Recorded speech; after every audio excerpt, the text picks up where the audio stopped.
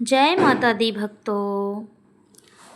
आज हम आपको जो कहानी सुनाने जा रहे हैं वह माता लक्ष्मी की एक पावन कथा है। यह दिवाली के शुभ अवसर पर इस कथा को श्रद्धा और विश्वास के साथ सुनने से जीवन की दरिद्रता दूर होती है। जो भी व्यक्ति इस कथा को सुनता है उसके घर में समृद्धि और धन की वर्षा होती है। माँ लक्ष्मी की कृपा से जीवन में पैसों की तंगी समाप्त हो जाती है, सौभाग्य का आगमन होता है। इसीलिए इस कथा को पूरा अवश्य सुनें, क्योंकि आधा अधूरा ज्ञान सदैव घातक होता है। इस कथा को आरंभ से अंत तक श्रद्धा भाव से सुनिए। माँ लक्ष्मी उसकी झोली खुशियों से, समृद्धि से भर देती है। तो चलिए बिना किसी विलंब के आपको यह कथा सुनाते हैं। प्राचीन कथा है। मध्य प्रदेश एक अत्यंत शोभायमान नगरी थी। उस नगरी में सुकन्या नाम की स्त्री अपने पति और सास ससुर के साथ निवास करती थी। सुकन्या एक पतिव्रता और धर्मनिष्ठ नारी थी, जो सत्य और मर्यादा के मार्ग पर चलने में सदैव तत्पर रहती थी। यह गृह कार्य अत्यंत दक्षता और उसका स्वभाव दरुण और मधुर और विनम्र था। सुकन्या का हृदय प्रेम और करुणा से भरा हुआ था। वह हर प्राणी में ईश्वर का अंश देखती, दूसरों की सहायता करने में सदैव तत्पर रहती। सुकन्या का पति संजय अनाज की दुकान थी, जहां वह बाजार में लोगों की आवश्यक वस्तुएं बेचा करता था। सुकन्या अपने पति से अत्यंत प्रेम करती थी, अपने पति को ही परमेश्वर मानती थी, उसकी सेवा करती थी। नित्य सुबह उठकर वह पति से पहले जागती थी, अपने घर का आंगन स्वच्छ करती, रंगोली बनाकर उसे सुंदर बनाती थी। उसके बाद वह पूरे घर की साफ सफाई कर स्नान करती, फिर तुलसी माता को जल देती, देवी देवताओं की पूजा अर्चना किया करती और सदैव श्रद्धा और सेवा से भरा दिन रहता था उसका। वह अपने जीवन में हर किसी का आदर किया करती थी, सभी से मधुर वाणी में बात करती थी, सभी के साथ आदर भाव से पेश आती थी। नगर के लोग जब भी सुकन्या को देखते तो कहते, यह तो साक्षात लक्ष्मी के समान गुणों वाली स्त्री है। वे उसकी विनम्रता और परिवार के प्रति उसके समर्पण की प्रशंसा करते थे। सुकन्या का स्वभाव इतना उदार था कि जो भी व्यक्ति उसके दर पर आता बिना कुछ दिए कभी नहीं लौटता था।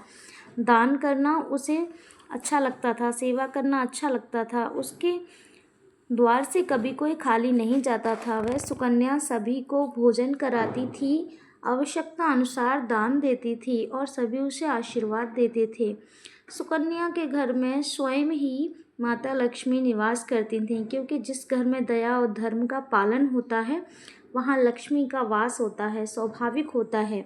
व्यक्ति सुकन्या के घर से वह उसके सद्गुणों की चर्चा करता। इतना ही नहीं, सुकन्या अपने पड़ोसियों की भी सहायता किया करती थी। उसके पड़ोस में जो भी गरीब या दुखी लोग रहते थे वह नित्य भोजन दिया करती थी। सुकन्या का हृदय इतना उदार था कि जब भी किसी पड़ोसी को किसी वस्तु की आवश्यकता होती तो वह बिना किसी विचार के उसे दे देती थी। उसकी इस उदारता के कारण पड़ोसी उसका अत्यधिक सम्मान करते थे, कहते थे, अहो यह सुकन्या तो साक्षात देवी है। निश्चय ही माँ अन्नपूर्णा ने सुकन्या के रूप में जन्म लिया है। जब लोग भी सुकन्या की प्रशंसा करते तो उसके विषय में केवल शुभ और सच्ची बातें ही करते, किंतु इन सब प्रशंसाओं के बावजूद सुकन्या ने कभी घमंड नहीं किया। वह किसी से आदर पूर्वक विनम्रता से बात करती थी। उसके भीतर करुणा और स्वभाव अच्छा था उसका। सुकन्या की एक पड़ोसन उसके घर पर आई। सुकन्या ने तुरंत उठकर उसका सत्कार किया, बड़े प्रेम से बोली, हे बहन, हमारे घर में तुम्हारा स्वागत है। आज किस कारण से तुम्हारा मेरे घर आगमन हुआ? यदि तुम्हें किसी वस्तु की आवश्यकता है तो निसंकोच मुझसे कहो, अवश्य सहायता करूंगी। पड़ोसन मुस्कुराती हुए कहा, हे सुकन्या बहन, आज मेरे घर पर बहुत से रिश्तेदार आए हैं। मैं उनके लिए भोजन बना रही हूँ, परंतु मेरे पास रोटी बेलने वाला बेलन तवा नहीं है। यदि तुम कुछ समय के लिए ये वस्तुएं दे दो तो बड़ी कृपा होगी। काम पूरा होते ही मैं इन्हें लौटा दूंगी। सुकन्या ने हंसते हुए कहा, इसमें क्या बड़ी बात है, मुझे अभी इन चीज़ों की आवश्यकता नहीं है। तुम निश्चित होकर ले जा सकती हो। रुको, मैं अभी ला कर देती हूँ। यह कहकर वह रसोई में गई और वहाँ से चक्रा बेलन लेकर तवा निकालकर पड़ोसन को दे दिया और कहा, बहन, तुम्हारा बहुत बहुत धन्यवाद। आज तुमने मेरा काम सफल कर दिया। जब मेरे मेहमान भोजन कर लेंगे तब मैं तुम्हारा सामान लौटा दूंगी। सुकन्या मुस्कुराई और बोली, चिंता मत करो, जब तुम्हारा कार्य पूर्ण हो जाए तब लौटा देना। इतना कहकर वह पड़ोसन सुकन्या को चकला बेलन तवा लेकर चली गई। कुछ समय पश्चात एक अन्य स्त्री सुकन्या के घर आई। सुकन्या ने उसका भी उतने ही प्रेम से स्वागत किया और कहा, पधारो बहन, आज तुम्हें मुझसे क्या कार्य है? निसंकोच करो, जो भी निसंकोच बताओ, सदैव तुम्हारी सहायता करूंगी। तब वह स्त्री बोली, बहन, मेरे घर में बहुत गंदगी हो गई है और सफाई करने के लिए मेरे पास कुछ भी नहीं है, इसलिए तुम्हारे पास आई हूँ कि यदि तुम्हें कोई आपत्ति ना हो तो कृपया अपने घर की झाड़ू मुझे दे दो। मैं अपना घर साफ करके तुरंत लौटा दूंगी। सुकन्या ने मुस्कुराते हुए कहा, हे बहन, बस झाड़ू ही तो है, इसमें क्या समस्या हो सकती है? तुम रुको, मैं अभी ला कर देती हूँ। इतना कहकर सुकन्या घर के भीतर गई और वहाँ से झाड़ू लाकर उस स्त्री को दे दिया। वह स्त्री धन्यवाद करती हुई सुकन्या के घर से झाड़ू लेकर चली गई और थोड़ी देर बाद एक अन्य स्त्री सुकन्या के घर आई। सुकन्या ने हमेशा की तरह उसका भी आदरपूर्वक स्थान दिया और कोमल वाणी में बोली, पधारो बहन, आज तुम्हारा मेरे घर आना शुभ है। बताओ किस कार्य से आई हो? जो भी कार्य है निसंकोच होकर कहो, तुम्हारी सहायता करने का प्रयास करूंगी। वह स्त्री स्नेहपूर्वक बोली, है सुकन्या, तुम बहुत दयालु हो। मैंने तुम्हारे बारे में नगर में सुना है, तुम सबकी सहायता करती हो, इसीलिए आज मैं भी तुम्हारे पास एक छोटी सी मदद मांगने आई हूँ। सहज भाव से कहो, निसंकोच कर कहो, जो भी आवश्यकता है कहो। यदि मेरे सामर्थ्य में हुआ तो मैं निश्चित ही तुम्हारी सहायता करूंगी। वह स्त्री थोड़ी झिझकते हुए बोली, सुकन्या बहन, आज मेरी पुत्री को देखने के लिए लड़की वाले घर आ रहे हैं। मैं बड़ी चिंता में हूँ क्योंकि उसके पास पहनने के लिए अच्छे वस्त्र हैं, ना ही कोई अच्छा गहना है। मैं चाहती हूँ तो मेरे पास देने को कुछ भी नहीं है। यदि तुम कृपा करके एक दिन के लिए अपने कुछ गहने और साड़ी मुझे दे दो तो मैं तुम्हारी बड़ी आज्ञानी रहूँगी। कल ही सब लौटा कर दे दूँगी। सुकन्या के चेहरे पर करुणा और स्नेह झलक उठा। वह बोली, बस इतनी सी बात? बहन, तुम चिंता मत करो, मैं तुम्हारी पुत्री को छोटी बहन के समान है। मैं अभी तुम्हें अपने गहने और एक सुंदर साड़ी देती हूँ जिससे तुम राजकुमारी जैसी दिखोगी। न कहकर सुकन्या के भीतर गई घर के और बड़ी श्रद्धा से अपनी एक साड़ी लेकर और गहने लेकर वह पड़ोसन को सौंपते हुए बोली, भगवान करे तुम्हारी पुत्री को उत्तम वर मिले। वह पड़ोसन अत्यंत प्रसन्न हुई और बोली, बहन, तुम्हारा बहुत बहुत धन्यवाद, आज तुमने मेरा दिल जीत लिया। ऐसा कहकर वह सुकन्या के गहने और साड़ी लेकर हर्षपूर्वक अपने घर चली गई। फिर धीरे धीरे शाम होने लगी, सूर्य अस्त होने चले। उसी समय एक अन्य पड़ोसन सुकन्या के घर आई और सुकन्या ने सदैव की भांति बड़े प्रेम से विनम्रता से उसका स्वागत किया। वह मुस्कुराती हुई बोली, पधारो बहन, आज किस कारण से मेरे घर आना हुआ? बताओ, मैं तुम्हारी किस प्रकार सहायता कर सकती हूँ? जो भी आवश्यकता हो निसंकोच होकर कहो, मैं अवश्य मदद करूँगी। पड़ोसन ने विनम्रता से कहा, हे सुकन्या बहन, तुम बहुत दयालु हो। सब कहते हैं कि तुम ज़रूरतमंदों की सहायता करती हो। आज मैं भी तुम्हारे पास आई, इसी आस से आई हूँ। मेरा बच्चा कई घंटों से भूखा है, मैं उसे पिलाने के लिए थोड़ा दूध लेने आई हूँ। क्या तुम मुझे थोड़ा दूध दे सकती हो? उससे मेरे मुन्ने का पेट भर जाएगा। सुकन्या का हृदय दया से भर गया। उसने कहा, तुरंत, इसमें कौन सी बड़ी बात है, रुको, मैं अभी तुम्हें दूध ला कर देती हूँ। वह रसोई घर में गई और एक पात्र में दूध निकाला और स्नेहपूर्वक इस स्त्री को दे दिया। पड़ोसन की आंखों में कृतज्ञता झलक आई और बोली, हे सुकन्या, तुम साक्षात देवी हो, ईश्वर तुम्हें सदा सुखी रखे। यह कहकर वह प्रसन्नता से उस दूध को लेकर अपने घर चली गई। इस प्रकार दिन भर अपने सभी पड़ोसियों की सहायता की। किसी को झाड़ू, किसी को चक्रा बेलन, किसी को गहने, किसी को वस्त्र, किसी को दूध देकर। दान सेवा का भाव उसके जीवन का आधार था। सबकी सहायता करना प्रसन्न मन से अपने घर के कार्यों में लग गई। कुछ ही समय बाद रात ढल गई, चारों ओर शांति फैल गई। सुकन्या का पति संजय घर लौटा। सुकन्या ने तुरंत उठकर उसे प्रणाम किया और उसके चरण धोकर भोजन करवाया। वह बड़ी ही श्रद्धा सेवा करती रही। पति पत्नी दोनों ने उस दिन का भोजन बहुत ही प्रेम से किया, फिर आनंद पूर्वक विश्राम किया। लेकिन अगले दिन प्रातःकाल दोनों नींद से जागे तो उन्हें एक बहुत ही बुरी खबर सुनने को मिली। एक व्यक्ति दौड़ता हुआ उनके पास आया, घबराई हुई आवाज़ में बोला, हे संजय भाई, बहुत अनर्थ हो गया। कल रात किसी ने आपकी दुकान लूट ली है, सारा माल गायब है। यह सुनते ही संजय के होश उड़ गए। वह बिना कुछ बोले ही दुकान की ओर दौड़ पड़ा। वह पहुंचते ही उसने देखा कि सचमुच दुकान लूट ली गई है। अलमारियों में टूटी हुई सारा माल बिखरा पड़ा है और जहाँ धन रखा था वह स्थान पूरी तरह खाली था। उसका हृदय भारी हो गया, बेचारा चेहरा उतर गया, निराश हो गया। दुखी मन से वह घर लौट आया। घर पहुंचकर उसने सारा वृतांत सुकन्या को बताया। यह सुनकर सुकन्या का चेहरा भी पीला पड़ गया। उसने अपने आप को बोली, आप चिंता मत कीजिए, हमारे घर में अभी कुछ धन रखा है, उसी से फिर से व्यापार आरंभ कर लेंगे। यह कहकर वह तिजोरी की ओर गई। उसका ताला खोला, पर जैसे ही उसने भीतर झांका उसका मन दहल उठा। तिजोरी पूरी तरह खाली थी। न कि एक सिक्का, न एक गहना, न कोई मूल्यवान वस्तु शेष थी। सुकन्या स्थमर रह गई। उसकी आंखों से आंसू झलक पड़े। वह सोच में पड़ गई कि यह कैसे हुआ।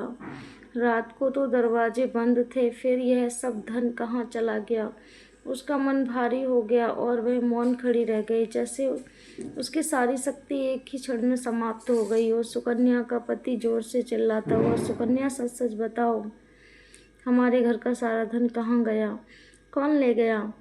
यहाँ घर तो बंद था, फिर ये चोरी कैसे हो गई? सुकन्या घबराई हुई आंसुओं से भरी हुई आंखों से कहती है, हे स्वामी, मैं घर पर ही थी, सारा धन तो तिजोरी में सुरक्षित था, मुझे नहीं पता किसने ये सब चुरा लिया। कृपया करके आप शांत हो जाएं, हम कोई ना कोई रास्ता निकाल लेंगे। लेकिन क्रोध से भरा हुआ उसका पति संजय तैयार नहीं था। वह चीख चीख कर, ये सब तुम्हारे ही कर्मों का फल है। तुम अनजान लोगों को घर में बुलाकर खिलाती हो, जिन्हें पहचानती भी नहीं उन्हें दान दे देती रहती हो।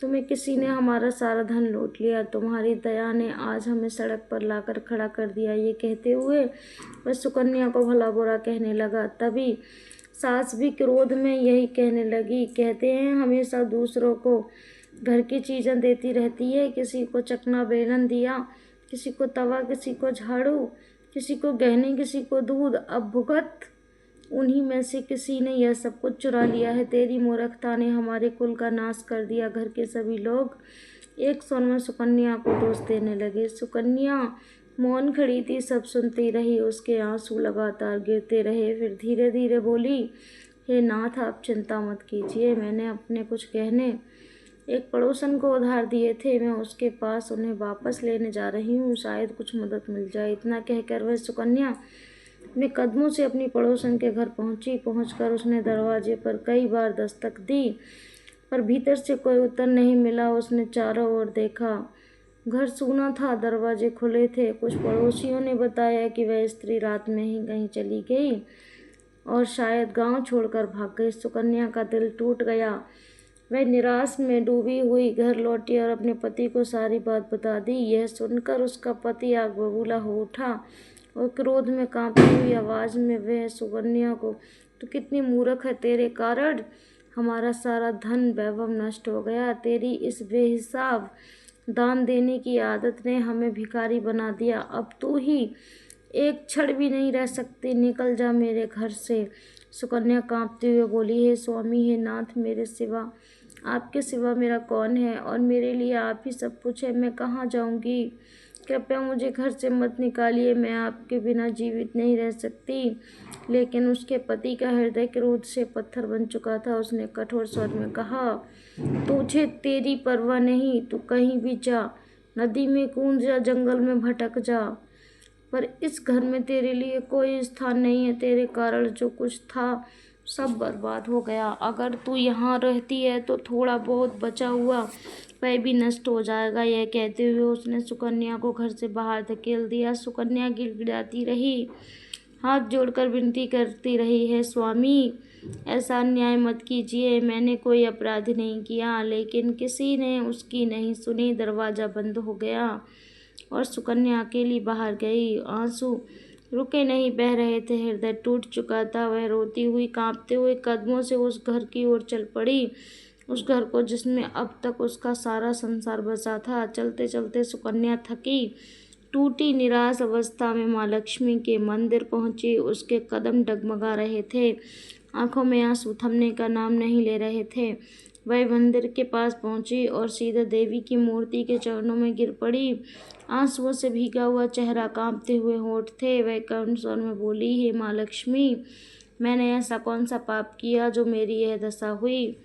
मैं तो प्रतिदिन पूजा करती थी, दीप जलाती थी, आपका नाम स्मरण करती थी।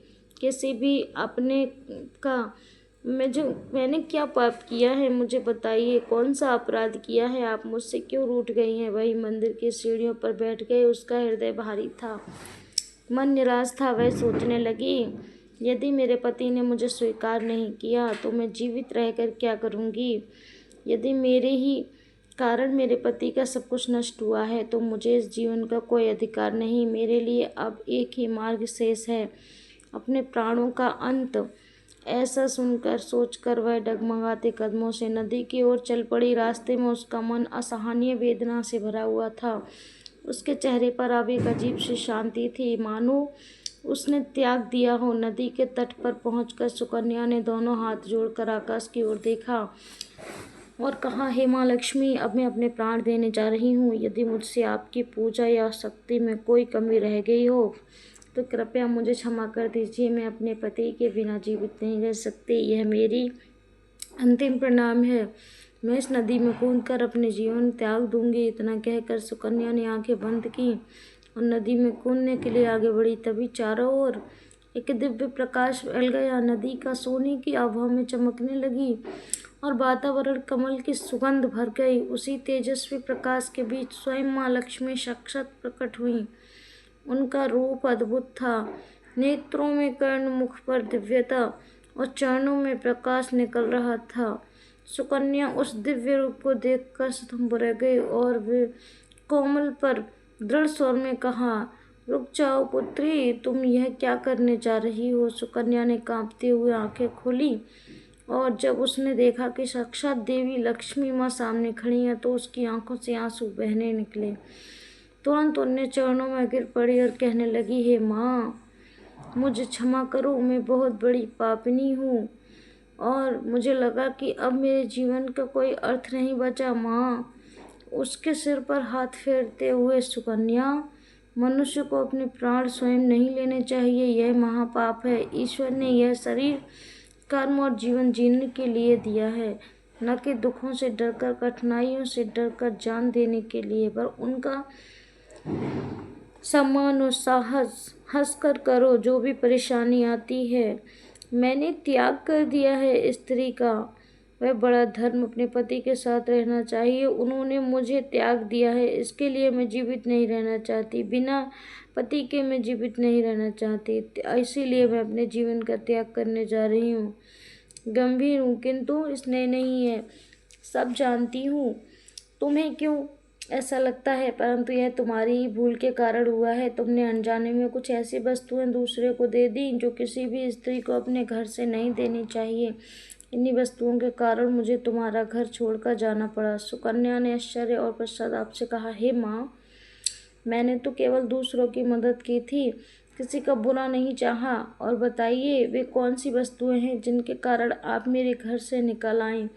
देवी लक्ष्मी ने सुकन्या को स्नेह और गंभीरता से देखा और फिर कहा, हे पुत्री, अब ध्यानपूर्वक सुनो। मैं तुम्हें उन वस्तुओं को बताने जा रही हूँ जिन्हें किसी भी स्त्री को देना नहीं चाहिए। इन वस्तुओं का दान करने पर मैं उस घर को त्याग देती हूँ, क्योंकि वे वस्तुएं न केवल भौतिक बल्कि आध्यात्मिक रूप से भी अत्यंत पवित्र होती हैं। उनका संबंध घर की समृद्धि और शुद्धता, सौभाग्यता से होता है। माँ लक्ष्मी आगे बोली, है सुकन्या, सबसे पहले वस्तु है चकला, बेलन और तवा।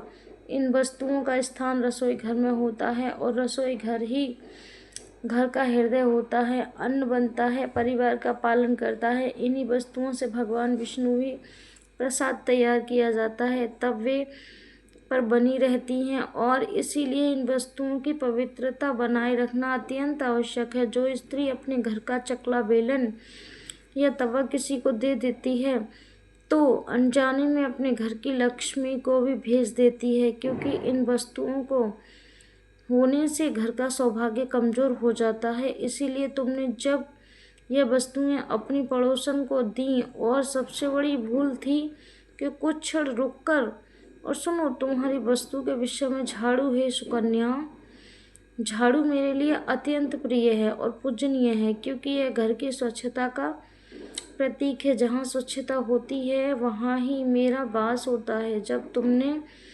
अपने घर की झाड़ू दे दी तो अनजाने में ही यह वस्तु में मैं वास करती हूँ, इसीलिए मुझे यह तुम्हारा घर छोड़ना पड़ा। सदैव ध्यान रखना, झाड़ू को कभी किसी को दान नहीं देना चाहिए और ना ही उसे घर के बीच में रखना चाहिए। पर हाँ, झाड़ू को सदैव आदर पूर्वक छिपा कर रखा जाता है, क्योंकि यह दरिद्रता को दूर करती है और समृद्धि का आकर्षित करती है।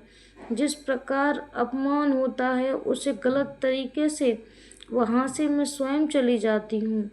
और हाँ, यदि स्थानों की गंदगी को साफ नहीं किया जाता तो उस पर मैं पैर रखना भी सही नहीं समझती। बाद में माँ लक्ष्मी ने, सुकन्या अब तीसरी वस्तु सुनो। आभूषण। आभूषण केवल श्रृंगार नहीं बल्कि एक मंगल और सौभाग्य का प्रतीक होते हैं। मैं स्वयं आभूषणों में वास करती हूँ। जब कोई स्त्री अपने गहने दूसरों को देती है, वह स्त्री अनजाने में लक्ष्मी का अंश किसी और को सौंप देती है। इस कारण उसके जीवन में सौभाग्य खत्म हो जाता है और कलह का प्रवेश होता है। मैं गहनों का अत्यंत महत्व है और केवल सजावट नहीं बल्कि देवी शक्ति प्रतीक है। इसीलिए हे पुत्री, अपने आभूषणों का दान ना ही किसी को देना चाहिए, चाहे वह कितना भी निकट क्यों ना हो। सुकत्रा ने कहा। अब चौथी वस्तु सफ़ेद रंग की वस्तु है, जिसे पर दूध है। सुकन्या याद रखना, दिन के समय सफ़ेद वस्तु दान शुभ होता है, परंतु शाम के बाद इसका दान करना अत्यंत हानिकारक माना गया है, क्योंकि यह चीज़ें दूध की होती हैं और रात्रि में इन सब का दान नहीं कर सकते। घर की लक्ष्मी का नाश होता है। चावल या सफ़ेद वस्त्र दान करने से मनुष्य के जीवन में दुर्भाग्य और कष्ट प्रवेश करते हैं, परंतु तुमने जब अपनी पड़ोसन को शाम के समय दूध दिया, उसी क्षण से तुम्हारे घर में अशुभता का प्रवेश हो गया। यही तुम्हारी एक और भूल थी। माँ लक्ष्मी सुकन्या की ओर स्नेह और करुणा से देखती हैं। और फिर अब मैंने यह बात आपको बता दिया कि किसका दान उधार या उपयोग के लिए किसी और को देना अत्यंत शुभ होता है। यह वस्तुएं केवल घर की सामग्री नहीं बल्कि लक्ष्मी माता का निवास होती हैं। जब कोई स्त्री इसे किसी दूसरे को देती है तो वह अनजाने में अपने घर का सौभाग्य को भी बाहर भेज देती है। इसीलिए पुत्री, इन्हें कभी भी किसी को न देना। यह सुनकर सुकन्या की आंखें पश्चाताप से भर जाती हैं और आंसू निकलने लगते हैं। वह देवी को प्रणाम करती है और कहती है, हे लक्ष्मी, मुझसे बहुत बड़ी भूल हो गई। इन बातों में अनजान थी, केवल दूसरों की सहायता के भाव से ही किया गया था। कृपया मुझे क्षमा करें। बताइए अब मैं इस पाप का प्रायश्चित कैसे करूं? माँ लक्ष्मी ने करुण स्वर में कहा, हे सुकन्या, तुम्हारा हृदय निर्मल है। हे सुकन्या, तुम्हारा भाव सदैव अच्छा है और हाँ, उसका पश्चाताप तुम्हारे हृदय में है। इसीलिए यह प्रायश्चित ने तुम्हारी भूल को धो दिया।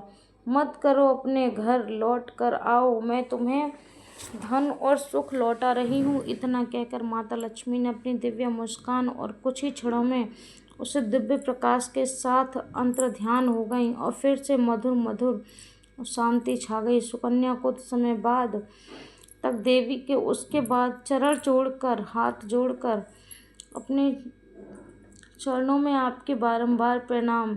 मेरा आपने जीवन सफल कर दिया। सदा आपके चरणों में श्रद्धा पूर्वक प्रणाम। इसके बाद मन प्रसन्न से घर की ओर चल पड़ी और दूर से उसका पति उसकी ओर आता है और फिर निश्चित पश्चाताप में भरा हुआ वह सुकन्या से कहता है कि रोते हुए बोलता है कि हे सुकन्या, मुझे क्षमा कर दो। मैंने तुम्हें भला बुरा कहा, मैंने तुम्हारा ध्यान नहीं रखा, जबकि तुम तो साक्षात लक्ष्मी के समान हो। लक्ष्मी की कृपा से हमें अपना सारा वैभव वापस मिल गया है। जिन लोगों ने हमारा धन लूटा था उन्होंने स्वयं आकर दे दिया है। तुम्हारा नाम लेकर क्षमा मांगी। अब मुझे समझ आ गया कि तुम जैसी पवित्र नारी ही हमारे घर की लक्ष्मी है। पुनः आगमन हुआ। यह कहानी सुनकर प्रसन्नता से आंसू छलक पड़े। पति को क्षमा कर दिया गया। हे नाथ, यह सब माँ लक्ष्मी की कृपा है। उन्होंने ही हमें यह सुख दिया है। दोनों पति पत्नी एक दूसरे को देखकर मुस्कुराए और हाथ जोड़कर माँ लक्ष्मी का धन्यवाद किया। वे प्रसन्नता से अपने घर लौट आए। घर पहुंचते ही वातावरण में फिर से खुशियां लौट आईं। मंदिर में दीप जलाए गए, रसोई में प्रसाद की सुगंध आई और सुकन्या के घर में माँ लक्ष्मी का वास हो गया। पुनर्स्थापित दिन में सुकन्या फिर से अपने घर की इन 4 वस्तुओं को, चकला, बेलन, तवा, झाड़ू, को किसी को न देती। ना ही सफ़ेद वस्तुओं, विशेषकर दूध की, कभी नहीं देती। दूसरों को नहीं देनी चाहिए, यही मैंने कहना चाहा। सुकन्या का जीवन फिर से सुख और शांति से भर गया। तो दोस्तों, कैसी लगी ये कथा आपको? अगर आपको इससे शिक्षा मिलती है या आपको ये कहानी अच्छी लगी तो प्लीज़ मेरे वीडियो को लाइक करें, चैनल को सब्सक्राइब करें, मुझे सपोर्ट करें। जय माता रानी।